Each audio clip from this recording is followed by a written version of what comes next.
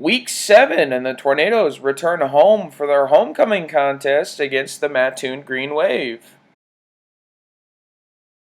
Electing to receive the opening kickoff proved to be beneficial for the Tornadoes as they went up 6-0 as Odom hits Odubison in the end zone.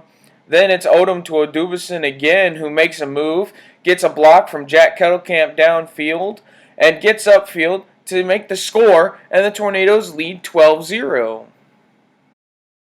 Carter Walton makes the initial hit in the backfield, and it's Riley Bouchon that comes in to clean it up, as well as Jack Kettlecamp. And on the next Green Wave drive, it's the Tornadoes making the stop again. Yemi goes 3 for 3 on the reverse as he scores the Tornado touchdown and gives them an 18-0 lead. Jack Pilson's not going to like this one as Riley Bouchon gets into the backfield to lay him out. Then Kyle Durbin comes up with a big pick in the end zone. When you sit out for 5 weeks your senior year, it's kind of rough. But then when you come back, you have a lot higher sense of urgency. You got to make the most of what you got. I don't know who's faster here, Coach Odom or Justin Wright, as he takes it to the house for the Tornadoes to lead 26-0. Jack Pilson would answer immediately on the next Mattoon drive as he would go into the house 26-7. With time winding down in the half, Austin Herker would punch in this touchdown, and the Tornadoes would lead 32-7. On the second half kickoff, that's Dalton Smith making the hit, then stepping up as Austin Herker to make this hit, but Mattoon would make the field goal, and it'd be 32-10. On the kickoff, Odubison would run it into the end zone for his 4th touchdown of the night, and the Tornadoes would lead 40-10 after the 2-point conversion. Flushed out of the pocket, Jack Pilson throws an interception to Mason Hutchison, but it would be called back on a penalty, and the Green Wave would take advantage as Pilson would run it into the end zone for the score. Mattoon would make it a 23-point game. 6 plays later, Odom would hit Justin Wright in the end zone for the touchdown, but it would get called back, and Odom would just do it himself this time, and the Tornadoes would go up 47-17.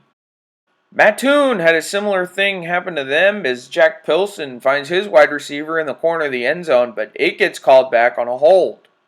Facing 4th and 6, Mattoon decided to go for it because they were down. Breckenridge, Bates, and Bouchon all come up with a big hit handed over to the Tornado offense. The offense showed they could run the ball as Odom hands off to Herkert with a nice run.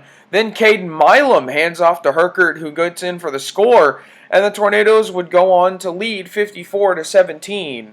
That would also be your final on homecoming, and the Tornadoes will be 7-0 on the year to face off against Mount Zion next week at home. Yeah, this is a game, with their size up front, and their quarterback is a tremendous athlete, and he showed some of his skills here tonight throwing and running the ball. Anytime you get a win in a homecoming, a great crowd like this, with all the festivities, and the culture we're trying to build here, it's a great night for our program. Yeah, a team like Mattoon's got a lot of athletes. They just don't have, they started wearing down. They had a lot of guys going both ways. We knew that on film. So we wanted to push the tempo. We wanted to get on the ball and get going as fast as we could, and that worked out for us pretty well. We didn't really get into our check game as much. We didn't really need it, so we just went.